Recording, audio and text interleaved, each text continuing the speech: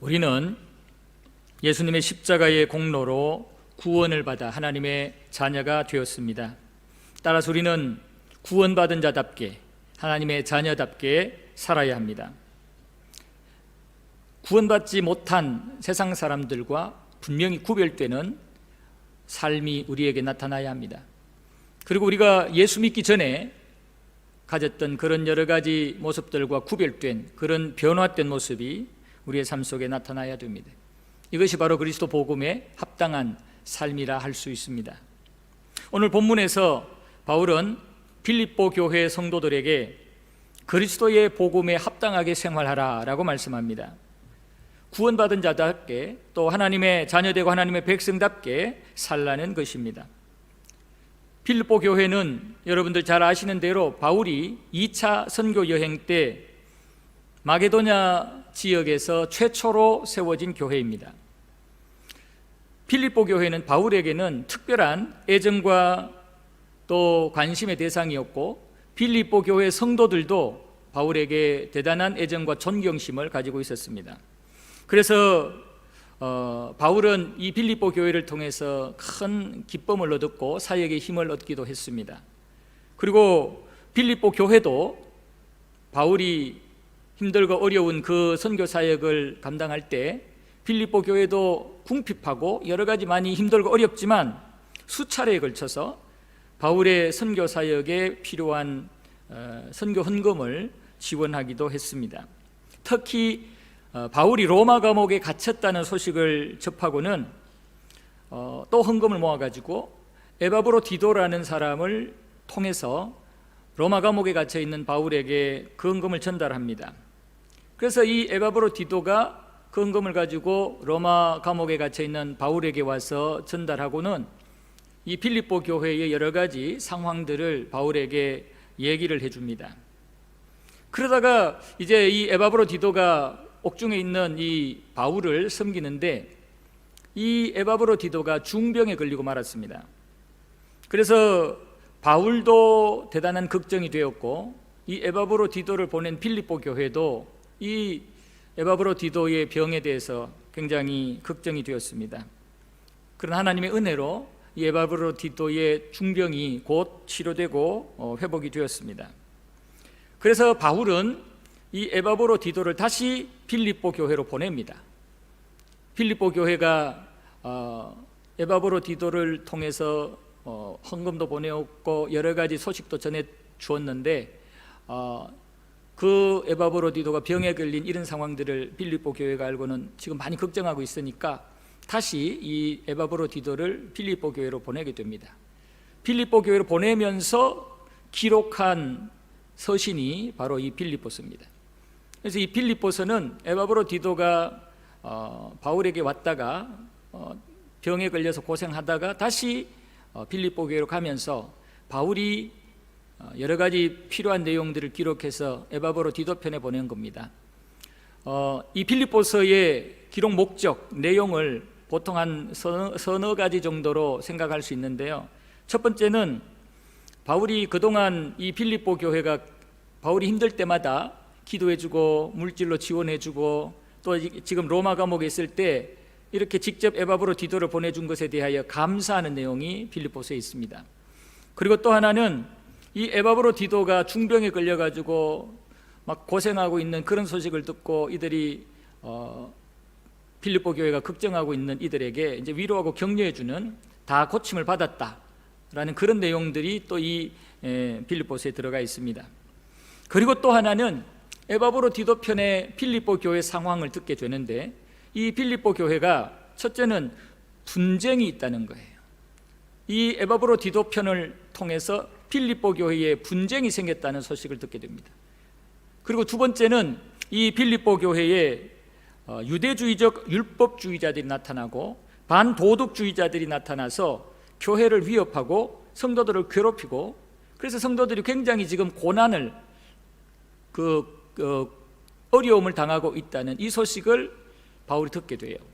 그래서 바울이 그 빌립보 교회 상황을 듣고는 거기에 대하여 어떻게 해야 되는지를 설명을 하면서 이 빌립보서에 기록을 합니다. 그게 바로 복음에 합당한 생활을 해라, 그리스도의 복음에 합당한 생활을 해라. 이게 바로 현재 그 상황에서도 그 상황에 끌려다니지 말고 그 상황을 이겨내서 그리스도의 복음에 합당한 생활을 해야 된다. 이 표현으로 함축되어 있습니다. 그러니까 그리스도의 복음에 합당한 생활을 하라는 말은 현재 빌립보 교회가 당하고 있는 여러 가지 상황들, 분쟁이라든지 또는 거짓 교사들과 주변에 괴롭히는 그러한 자들에게 당하는 고난이라든지 핍박이라든지 이러한 것들에 대해서 그리스도의 복음에 합당하게 대처해라. 분쟁을 그리스도의 복음에 합당하게 어떻게 해결해야 되느냐, 여러 가지 환난과 핍박을 그리스도의 복음에 합당하게 생활하려면 어떻게 해야 되느냐, 이 부분을 말씀을 해주고 있는 게 빌립보서라는 거예요.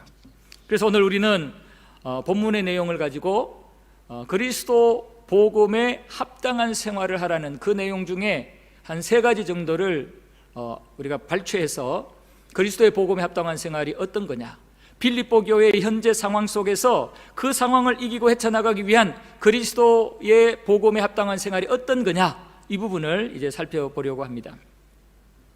여러분, 사물이 가장 아름답게 보이고 또 상황이 가장 안정되게 보일 때는 자기가 그 물건이 있어야 될 자리에 있을 때입니다. 만약에 그 물건이 그 자리에 있어서 안 되는 자리에 있게 되면 보기가 굉장히 불안하고 별로 아름답게 보이지도 않습니다. 아주 보기 싫지요. 우리가 자신의 신분과 정체성에 맞는 삶을 살면 본인도 마음이 평안하고 당당하지만 주변의 사람들도 그렇게 사는 모습이 아름답고 귀하게 보입니다.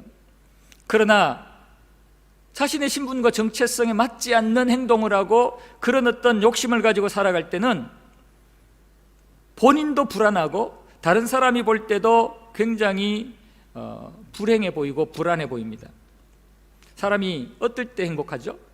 내가 해야 될 일들을 성실하게 최선을 조금도 어떤 마음의 불편함이 없이 불안함이 없이 감당할 때 그때가 행복한 거예요. 우리가 조금만 넘쳐도 사실은 불안하고요, 조금만 부족해도 사실은 답답하고 스트레스 받습니다. 우리의 수준과 형편에 적절하게 살아갈 때 그때 우리는 마음이 평안하고 행복을 느낄 수가 있습니다. 그런데 우리 인간들은 그것도 모르고 자신의 신분과 형편보다 자꾸 더 많은 것을 가지려고 그러고 더 높은 곳에 올라가려고 그러고 더 많이 누리려고 그래요. 그런데 그것은 불행을 자초하는 것일 수 있어요. 내 주제와 내 형편 상황 신분에 맞지 않는, 거기에 어울리지 않는 그러한 과도한 욕심을 가지고 그런 어떤 주제 파악에 실패하는 그러한 삶을 살게 된다면 그것은 그것은 실패의 인생이 될 가능성이 큽니다. 그래서 우리말 속담에 뱁새가 황새를 따라가다가 가랑이가 찢어진다, 이런 말이 있죠. 그리고 송충이는 솔잎을 먹고 살아야 된다, 이런 말이 있죠. 아이가 어른이 아이 복장을 하면 아주 멋있고 아름답습니까? 전혀 그렇지 않죠. 남자가 여자가 남자같이 살면 이상한 겁니다. 아이는 아이같이, 어른은 어른같이 그렇게 복장을 하고 그렇게 살아야 그게 진짜 아름답죠. 남성답고 여성답고 아이답고 그런 거 아니겠어요? 근데 지금 이 세상 한번 보세요. 남자가 여자처럼 살고 여자가 남자처럼 살고 그것을 아주 자연스럽게 그것을 인정하려고 하고 인정해달라고 하는 그런 세상이 되었습니다. 이거는 행복을 추구하는 게 아니라 불행을 자초하는 참으로 어리석고 바보 같은 모습입니다. 우리 인간들은 하나님의 피조물이에요. 따라서 하나님의 피조물답게 창조주이신 하나님이 만들어 놓으신 창조 질서와 창조 원리에 합당하게 순종하며 살아갈 때 행복한 거예요. 인간이 자기 욕심으로 아무리 노력해도 연구해도 하나님이 정하여 놓으신 그 인간의 신분과 정체성을 이탈하게 되면은 그것은 불행한 것입니다. 저주입니다. 우리는 아담과 하와가 하나님의 피조물 신분을 망각하고 하나님처럼 되려고 마귀의 유혹을 받아 선악과를 따먹은 것을 압니다. 자, 선악과를 따먹고 난 뒤에 그의 눈이 밝아져서 그가 행복해졌습니까? 아니죠. 완전히 망해버렸습니다. 불행해졌습니다. 하나님의 저주의 대상이 되고 말았습니다. 여러분, 하나님이 만들어 놓으신 창조 원리와 질서에 우리가 순종하는 것이 행복한 거예요. 사탄의 여러 가지 유혹에 첫사람 아담과 하와처럼 하나님 뛰어넘는 어떤 행동을 하고 그런 삶을 살려고 할 때 개인적으로든 인류학적으로든 우리는 불행해집니다. 우리 교회와 그리스도인들도 마찬가지입니다. 우리가 그리스도인이 되었으면 이제는 그리스도인의 합당한 정체성을 가지고 그리스도인에게 합당한 하나님이 원하는 기대의 삶을 살아야 됩니다. 그럴 때 행복한 그리스도인이 되는 거예요. 교회가 되었으면 하나님이 원하는 성경적 교회가 되어야 됩니다. 사람 마음대로 움직이는 그런 교회가 되면은 불행해지는 것입니다. 행복한 신앙생활을 우리가 원한다면 하나님이 원하는 뜻을 찾아서 거기에 우리가 맞춰가야 됩니다. 오늘날 많은 그리스도인들 중에 신앙생활을 행복하게 하지 못하는 분들이 있어요. 그것은 구원받은 백성답게 그리스도인답게 하나님의 그 말씀과 창조 원리와 질서에 구원받은 자에게 원하는 그 하나님의 뜻에 합당하게 살지 못했기 때문에 그렇습니다. 여러분, 당당하게 100%의 신앙의 열정을 가지고 그리스도인답게 살아가 보세요. 가난도 부끄럽지 않아요. 여러 가지 위협도 두렵지 않아요. 여러 가지 개인의 사심과 욕심 때문에 분쟁되거나 싸워 하나님 앞에 부끄러운 모습에 빠지지도 않아요. 우리는 하나님께서 우리를 창조하신 그 창조 원리, 하나님께서 그리스도 예수 안에서 우리를 구원하시고 우리에게 원하는 것 잘 깨달아서 우리는 하나님의 창조 원리에 순종하고 구원받은 하나님의 백성 자녀답게 그리스도인답게 살아가서 남은 인생을 하나님 앞에 행복해하며 감사하며 기뻐하며 살아가는 저와 여러분들이 되기를 축복합니다. 자, 그러면 우리가 복음에 합당하게 생활하기 위해서 첫 번째 우리가 확인하고 점검해야 될 게 뭐냐면은 그리스도인으로서의 자부심과 분명한 정체성을 가지고 있느냐, 이것입니다. 우리가 복음에 합당하게 생활해서 행복한 그리스도인이 되려면 우리가 확실하게 그리스도인으로서의 복음에 대한 이해와 또 그 복음을 받아들여서 그리스도인이 된 것에 대한 자부심의 정체성을 가져야 돼요. 이게 우리에게 날마다 머릿속에 마음속에 살아 움직일 때 우리는요 행복한 그리스도인이 돼요. 복음에 합당한 삶을 살아서 행복한 신앙생활을 할 수가 있습니다. 빌립보서는 바울이 로마 감옥에 있을 때 앞서 말씀드린 것처럼 빌립보 교회 성도들에게 보낸 옥중서신입니다. 그런데 이 옥중에서 편지를 쓰는 바울에게 전혀 어떤 불안함이나 전혀 절망적인 모습이나 뭐 남을 원망하거나 불평하는 이런 모습이 없어요. 빌립보서 전체를 보면은 이거는 감옥 밖에서 아주 행복한 상황에서 쓴 그런 내용으로 분위기로 꽉 차 있습니다. 아주 행복하고 기쁨이 가득합니다. 감옥에 있는 자가 감옥 밖에 있는 자들을 위로하고 격려하고 있는데요, 정말 그 감옥 속에 있는 바울의 그 감옥의 어두컴컴한 그런 분위기를 전혀 느끼지 못할 정도입니다. 이런 상황은 일반적인 인간의 경험과 상식으로는 이해가 안 되고 설명이 안 됩니다. 감옥에 있는 일반적인 인간들이 바울과 같은 이런 분위기로 편지를 쓰는 것은 인간의 수준으로는 불가능합니다. 그러면 바울이 어떻게 이렇게 할 수 있었느냐? 바울은 복음을 정확하게 알고 있었고 또 그 복음을 받아들여서 그리스도인 된 것에 대한 자부심을 가지고 있었고 또 자기가 그리스도의 사도로서 이방인을 선교하기 위한 사도로 불림을 받은 것에 대한 아주 분명한 정체성과 거기에 대한 자부심이 있었어요. 그럴 때 그는 두들겨 맞아도 이렇게 감옥에 갇혀도 기뻤고 감사하고 행복했던 것입니다. 여러분, 복음이 무엇이죠? 여러분 주변의 사람들이 야 복음이 뭐냐? 그러면 여러분 간단하게 그들에게 설명할 수 있습니까? 복음이 무엇입니까? 복음은 예수님이 십자가에 달려 죽으심으로 범죄한 우리 인간들에게 구원의 길이 생겼다는 소식입니다. 예수님이 우리의 유일한 구원의 길이 된다는 소식이 복음이에요.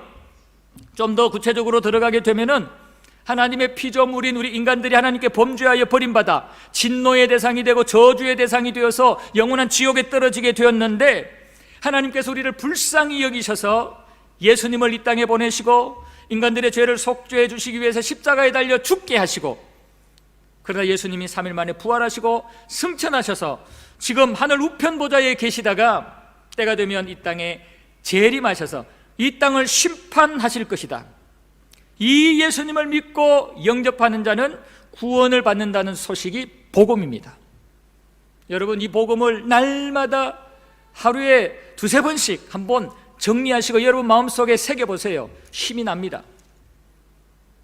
복음에 합당한 삶을 살 수 있는 힘이 나고요, 마음에 기쁨과 행복이 생깁니다. 그러면 그리스도인은 누굽니까?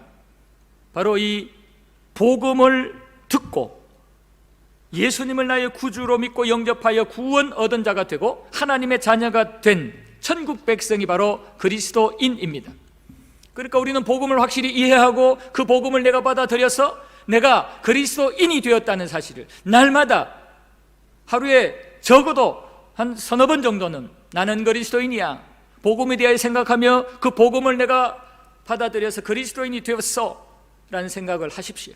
세 번째는, 그러면 그리스도인들에게 어떤 자부심이 있어야 되느냐? 전능하신 창조주 하나님을 아빠 아버지라 부르는 자부심이 있어야 돼요. 하나님을 아빠 아버지, 그냥 아버지가 아니에요. 아빠 아버지예요. 아주 친밀감이 있는, 아버지와 자녀 사이에 전혀 어떤 껄끄러움이 없는 아주 친밀감이 있는 그런 관계입니다. 아버지 하나님은 언제든지 우리와 동행하셔서 마귀의 공격도 이기게 하시고 우리 인간의 연약함과 실수도 지켜주시고 책임져 주시는 그분이 우리 아버지 하나님이라는 거죠.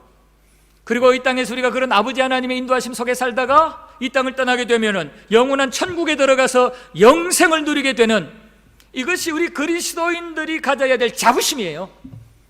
이것을 우리가 하루에 세 번씩, 적어도 세 번씩 아침 저녁 점심 저녁으로 이 복음에 대하여 또는 그리스도인에 대하여, 그리스도인 된 나의 어떤 특권, 이 자부심에 대하여 깊이 생각하며 살다 보면은요, 우리가 복음에 합당한 삶을 살 수 있는 힘이 생기고 그런 어떤 기쁨과 감사가 생겨서 행복한 그리스도인이 되는 것입니다. 여러분, 민수기 14장에 보면은 가나안 땅을 정탐한 정탐꾼들이 나와요. 이 정탐꾼들은 크게 두 부류로 나눌 수 있습니다. 하나님의 백성으로서의 자부심과 정체성을 가지고 있는 자들과 그렇지 않은 자들이. 하나님의 백성으로서의 자부심과 정체성을 가진 자는 여호수아와 갈렙이에요. 그러나 나머지 10명은 하나님의 백성으로서의 정체성과 자부심이 분명하지 않았어요. 그럴 때 똑같은 상황을 보고 왔는데 그들의 반응이 극과 극이었습니다. 여호수아와 갈렙은 하나님의 백성으로서의 분명한 자부심과 정체성을 가지고 있으니까 올라가자, 그 땅을 우리 취하자, 능히 이길 것이다, 여호와께서 우리를 기뻐하시면 우리를 그 땅으로 인도하여 들이시고 그 땅을 우리에게 주실 것이다, 그 땅 백성은 우리 두려워하지 말자, 그들은 우리의 먹잇감이다, 그들의 보호자는 그들에게서 떠났고 우리의 완전한 보호자 여호와는 우리와 함께 계시지 않느냐. 이 하나님 앞에 자부심을 가지고 있는, 분명한 하나님의 백성의 정체성을 가지고 있는 이 여호수아와 갈렙은 여유 있고 당당합니다. 그러나 나머지 10명은 완전히 달랐습니다. 우리는 능히 올라가서 그 백성을 치지 못할 것이다, 그들은 우리보다 월등히 강하다, 그 땅은 그 주민을 삼키는 별로 좋은 땅이 아니야, 우리도 가면 그 땅이 우리를 삼킬지도 몰라, 그들은 거인이고 우리는 우리 스스로 보기에도 메뚜기인데 그들이 볼 때는 얼마나 우리가 아주 메뚜기처럼 초라하게 보이겠느냐. 이 하나님 앞에 온전한 자부심과 정체성이 없는 이 10명의 정탐꾼은 불안해하며 불행해했습니다. 지금 우리 그리스도인들 마찬가지예요. 여호수아와 갈렙 같은 이런 자부심과 정체성을 가지고 있으면 복음에 합당한 생활을 여유 있게 당당하게 합니다. 그러나 이 10명의 정탐꾼과 같은 이 수준에 있다면 벌벌벌 떨면서 신앙생활 겨우겨우 합니다. 불안해합니다. 답답해합니다. 여러분, 어느 쪽에 서시겠습니까? 우리는 복음에 합당한 삶을 살기 위해서 확실하게 복음을 믿고 확실하게 그리스도인됨에 대한 확신을 가지고 하나님이 주신 놀라운 특권에 대한 자부심을 가지고 당당하게 어떤 상황에서도 복음에 합당한 삶을 사시는 저와 여러분들이 되기를 축복합니다. 복음에 합당한 삶은 두 번째로 한뜻 한마음으로 서로 복음의 신앙을 위해서 협력하는 이런 모습이 복음에 합당한 모습입니다. 그러니까 우리가 복음을 깨닫고 그리스도인에 대한 자부심과 감사함이 넘칠 때 우리에게 무엇이 나타나냐 하면은 복음을 위해서, 복음적인 신앙을 위해서 한마음 한뜻이 되는 이 모습이 나타나야 됩니다. 바울은 옥중에서 빌립보 교회의 분열 소식을 들었습니다. 분열의 이유, 여러 가지 상황들은 구체적으로 설명을 하지 않았지만 이 바울은 빌립보 교회가 지금 분열되고 있다는 소식을 듣고는 그리스도의 복음에 합당한 삶이 아니다, 분열은 하나님의 백성된 구원받은 자들로서의 합당한 모습이 아니다 라고 가르쳐 줍니다. 복음에 합당한 생활은, 구원받은 하나님의 자녀들의 모습은 한 마음 한 뜻이 되어서 서서 복음 신앙을 위해서 협력해야 된다라고 말합니다. 이것은 전투에 임하는 병사들의 임전태세와 관련된 표현입니다.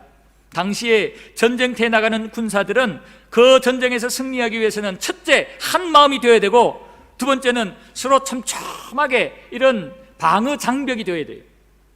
그래서 적어도 내가 위치하고 있는 이 위치는 내가 목숨 걸고 지켜야 돼요. 그래서 내 좌우에 있는 이들이 내가 무너지면 이들도 무너진다 생각하고 그 자리를 철저하게 지켜야 돼요. 그래서 좌우에 있는 사람들과 협력해서 그 자리를 지키기 위해서 아주 튼튼한 스크럼을 짜야 돼요.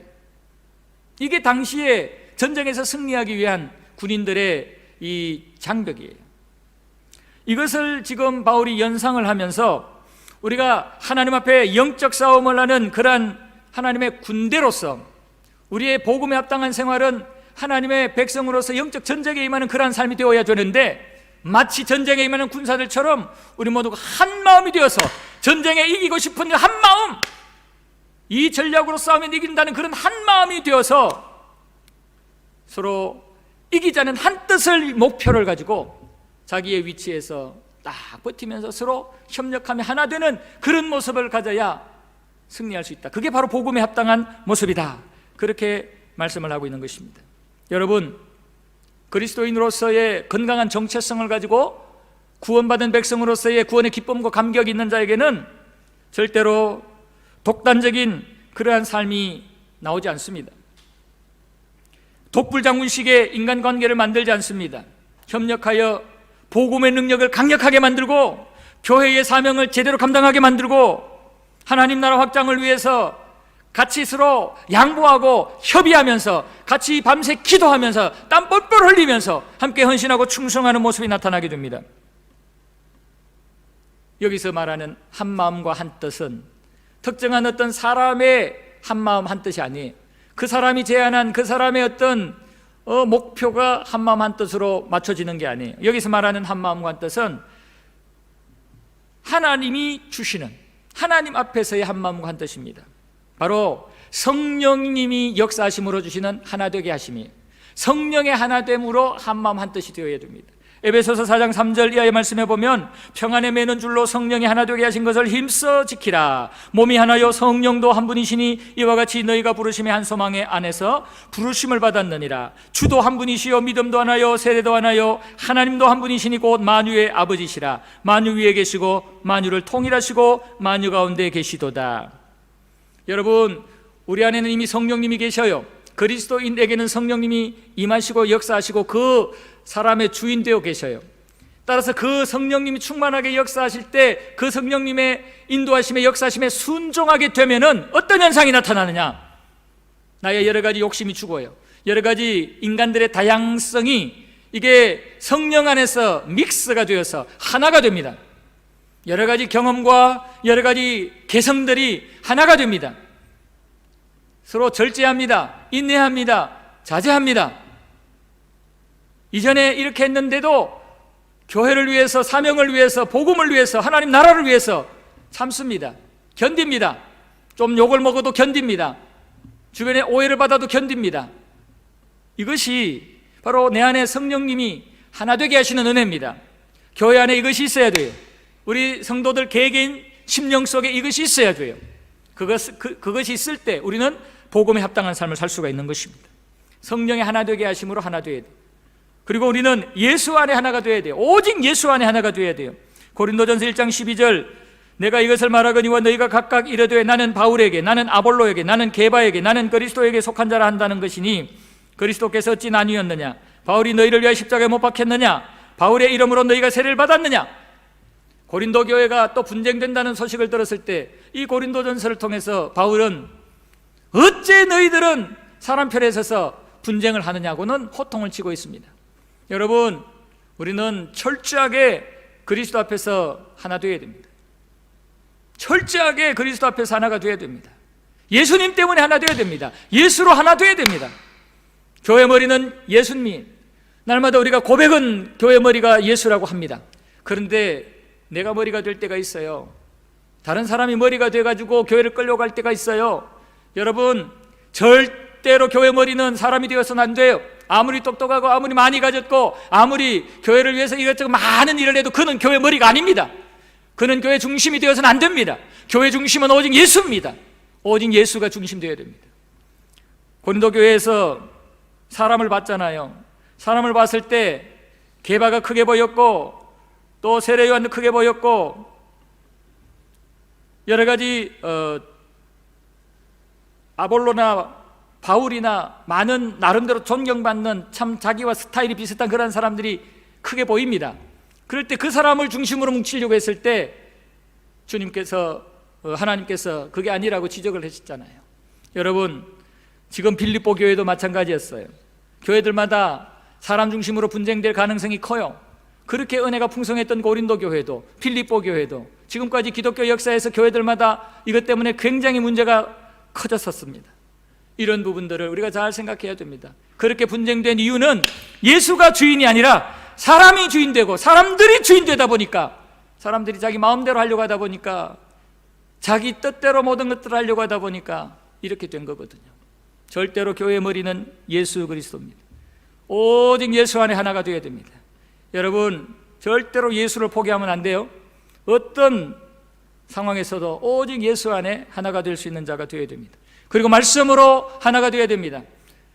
우리는 개인적으로든 교회적으로든 항상 기준은 말씀이 되어야 됩니다. 말씀은 어제나 오늘이나 영원토록 변함이 없어요. 1.1획도 오류가 없어요. 하나님의 말씀은 영원한 진리입니다. 영원한 진리입니다. 이 하나님의 말씀에 우리가 초점을 맞추며 살아갈 때 우리는 복음에 합당한 하나 되는 모습을 가지게 되는 거예요.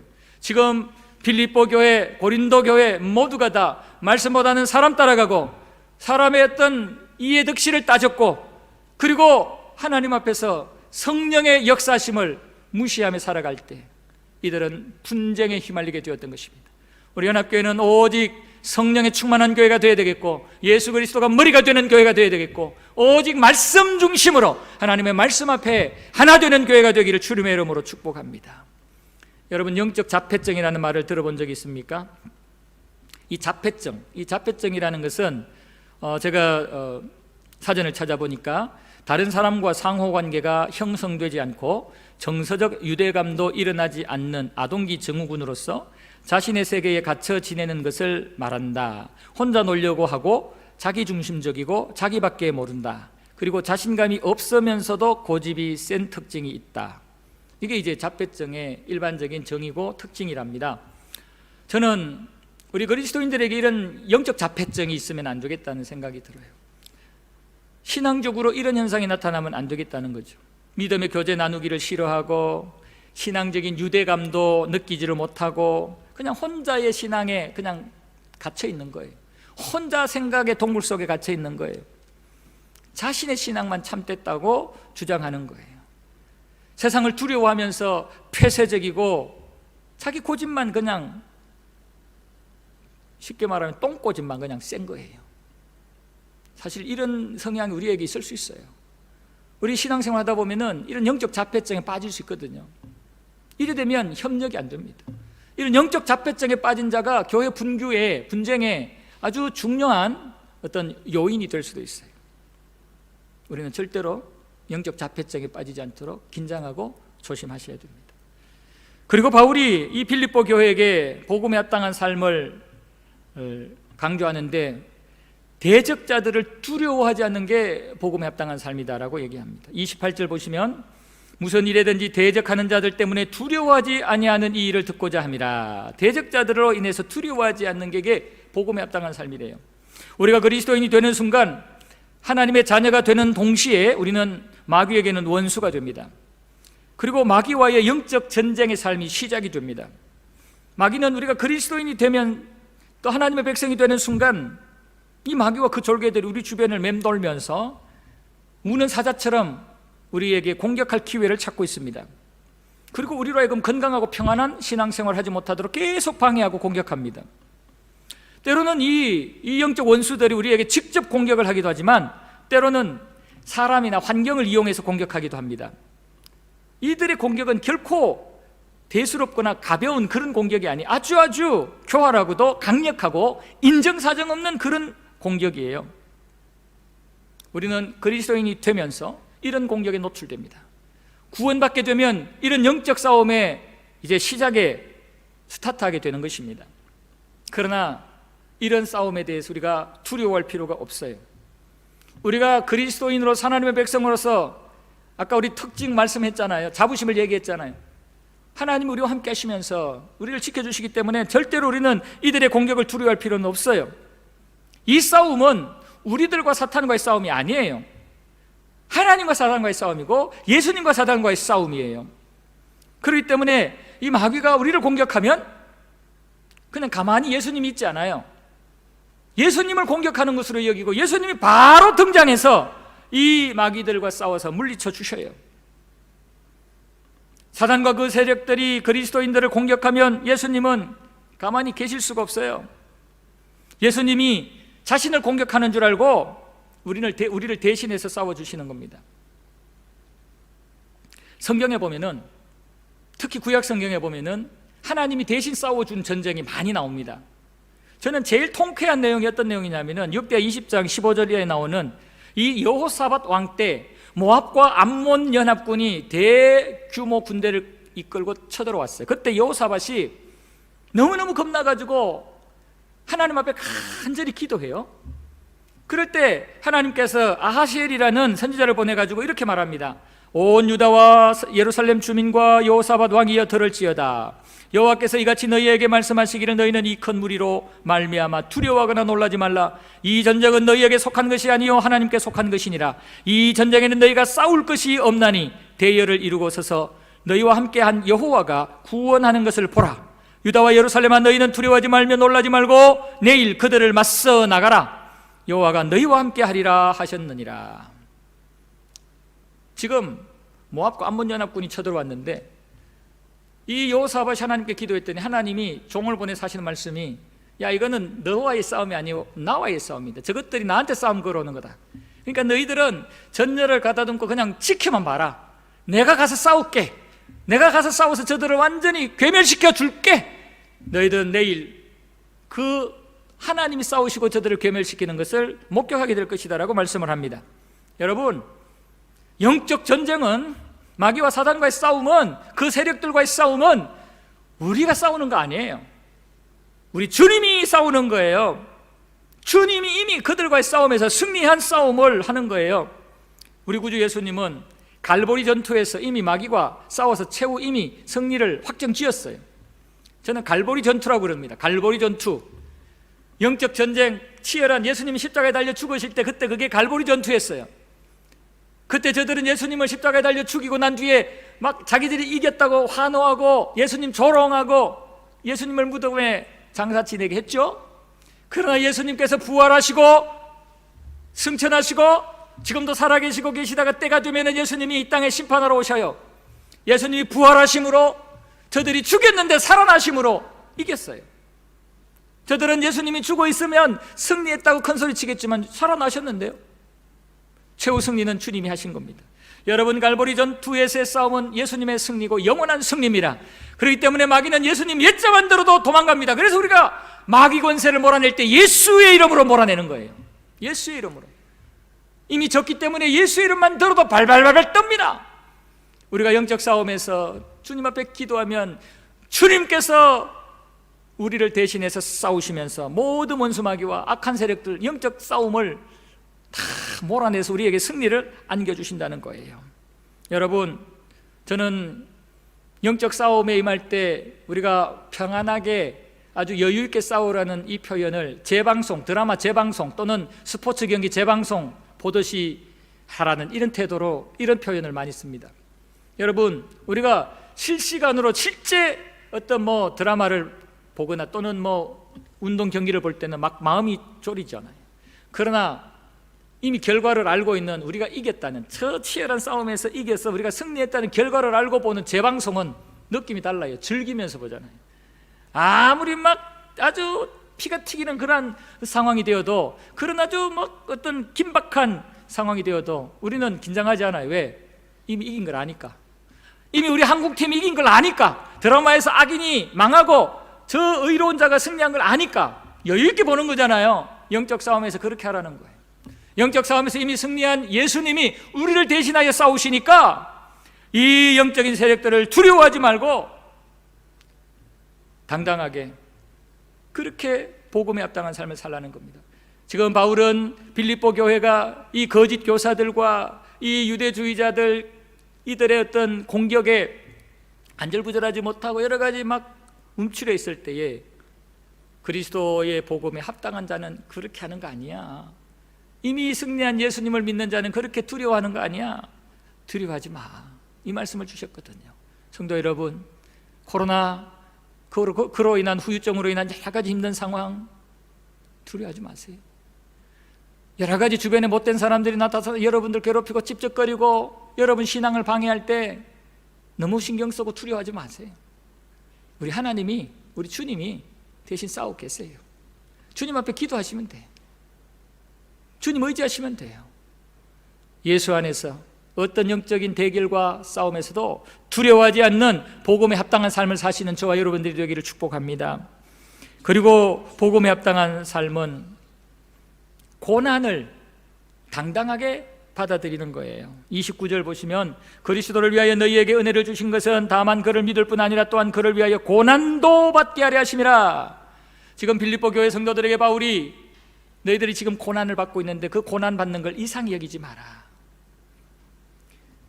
너희들이 받는 그 고난 당연한 거니까. 우리가 하나님 앞에 구원의 은혜를 입었다면, 복음으로 구원의 은혜를 입었다면 그 구원의 은혜 뒷면에는 고난이 있는 거야. 그렇기 때문에 고난 당연한 것으로 여기고 고난도 당당하게 당하고 받으라고 말씀을 합니다. 여러분, 그리스도인의 삶의 복음적인 삶의 특징은 고난을 두려워하지 않고 고난을 받는 거예요. 복음을 위한 고난, 예수를 위하여 당하는 고난, 의를 위하여 핍박을 당하는 것 당연하게 여기고 그냥 감수하며 견뎌내는 겁니다. 이것이 복음에 합당한 삶입니다. 현대인들의 삶의 특징은 편리하게 사는 것입니다. 불편하게 사는 것을 부끄럽게 여기기도 합니다. 그러다 보니까 신앙생활도 편리하게 하려고 합니다. 신앙생활 여러분 편리하게 할 수 없어요. 천국에 가면 완벽한 편리하게 할 수 있어요. 그러나 이 땅에서는 마귀가 있기 때문에, 우리 안에 아직도 죄성이 남아있기 때문에 절대로 신앙생활을 편리하게 할 수 없어요. 여러분, 신앙생활을 편하게 하려고 기대도 하지 마세요. 십자가의 길이에요. 주님께서 나를 따라오려면 좁은 길이라고 말씀을 하셨잖아요. 주님이 당신이 가신 그 길은 많은 사람들의 인기 없는 외로운 길이라고 하셨잖아요. 이건 고난이라는 얘기거든요. 여러분, 편하게 살지 못하는 거 이거 죄 아니에요. 부끄러운 거 아니에요. 남들보다 좀 불편하게 살고 남들보다 좀 이렇게 물건들을 좀 싼 거 사용한다고 절대로 그거 부끄러울 거 아니에요. 값어치 나가는 그런 옷 안 입는다고 해서 절대로 부끄러운 거 아니에요. 내가 살고 있는 내 형편에 맞게 그렇게 알뜰하게 겸손하게 그렇게 사는 것, 이것이 진짜 귀한 것이지, 그냥 맨날 부하게 여유롭게 화려하게 사는 사람 생각하면서 그냥 자신의 신세 한탄을 하는, 그러면서 부끄러운 모습으로 살아가는 거, 이거는 그리스도인으로 합당하지 않아요. 우리 그리스도인들은 어떤 형편에서 처하든지 하나님 앞에 진실하게 살면 그게 최고인 거죠. 우리의 신앙생활도 마찬가지예요. 때로는 평안하게 할렐루야 찬송이 나오는 그런 어떤 아름다운 형편에서 신앙생활할 수도 있고요, 때로는 정말 가슴이 뭉개지도록 정말 오장육부가 비틀어지는 그런 고통 속에서 신앙생활할 수도 있어요. 그러나 그 어떤 상황에서도 우리가 복음에 합당한 삶을 산다는 것은 이겨내고 감수하며 견뎌내는 것입니다. 신앙생활의 가장 큰 특징은 고난입니다. 이 땅에 사는 동안에 고난은 신앙생활에 반드시 나타나는 특징입니다. 이 신앙생활에 나타나는 고난은 하나님의 자녀 된 자의 증거입니다. 내가 거룩하게 하나님의 뜻대로 살고 있다는 몸부림의 증거입니다. 따라서 복음에 합당하게 열심히 살려고 하면 할수록 신앙생활에서 편리함과는 멀어지고 고난과는 가까워진다는 것을 기억하시기를 바랍니다. 사도들은 예수 이름 때문에 고난받고 능력받는 것을 기쁘게 여겼습니다. 사도행전 5장 40절 41절입니다. 그들이 옳게 여겨 사도들을 불러들여 채찍질하며 예수의 이름으로 말하는 것을 금하며 놓으니 사도들은 그 이름을 위하여 능력받는 일에 합당한 자로 여기심을 기뻐하면서 공회 앞을 떠나니라. 바울은 그리스도를 위하여 약한 것들과 능력과 궁핍과 박해와 곤고를 기뻐한다고 고백합니다. 고린도후서 12장 10절 보면 그러므로 내가 그리스도를 위하여 약한 것들과 능력과 궁핍과 박해와 곤고를 기뻐하노니 이는 내가 약한 그때의 강함이니라. 히브리서 11장에 보면은 예수 이름으로 받는 고난을 두려워하지 않는 믿음의 사람들이 등장을 하는데, 이 믿음의 사람들이 세상이 이 믿음의 사람들을 감당하지 못했다, 이기지 못했다라고 고백을 합니다. 38절 보면 이런 사람은 세상이 감당하지 못하느니라. 히브리서 11장 38절, 이런 사람은 세상이 감당하지 못하느니라. 세상이 감당하지 못하는 이런 자가 되어야 돼요. 그러려면 고난을 두려워하지 않아야 돼요. 복음을 위해서, 하나님 나라를 위해서, 하나님이 원하시는 그 복음에 합당한 삶을 살기 위해서 당하는 어떤 고난도 두려워하지 않냐고 그냥 당하며 가는 거예요. 비가 오면 비를 맞고 가는 것처럼 그냥 가는 거예요. 그럴 때 하나님이 기뻐하신다는 거예요. 세상이 감당하지 못한다는 겁니다. 여러분, 고난은 불행도 저주도 아닙니다. 복음으로 당하는 고난은 불행도 저주도 아닙니다. 오히려 복덩어리입니다.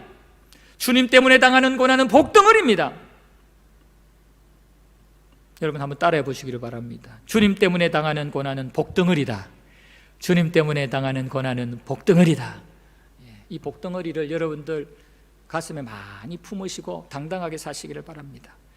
성도 여러분, 우리는 복음의 위대함을 알아야 됩니다. 그리고 그것을 믿어야 됩니다. 예수님의 십자가를 자랑스럽게 여기고 그 십자가의 은혜로 구원받은 것에 대한 자부심을 가져야 됩니다. 그래서 예수님 때문에 참고 인내하고 사랑하며 하나가 되어야 됩니다. 주님 오시는 그날까지 연합교회는 하나가 되어야 됩니다. 예수 안에 하나 되어야 됩니다. 성령 안에 하나 되어야 됩니다. 말씀으로 하나 되어야 됩니다. 사단의 세력과 타락한 세상 두려워하지 말고 부러워하지도 말아야 됩니다. 예수님 때문에, 예수님을 지키기 위해서 어떠한 고난도 당당하게 당하는 자가 되어서 세상이, 우리의 원수의 세력들이 우리를 감당하지 못하는 영적으로 무장할 수 있게 되기를 바랍니다. 그럴 때 우리는 이 어둠의 세상에서 그리스도의 복음에 합당한 삶을 사는 진짜 그리스도인이 될 줄로 믿습니다.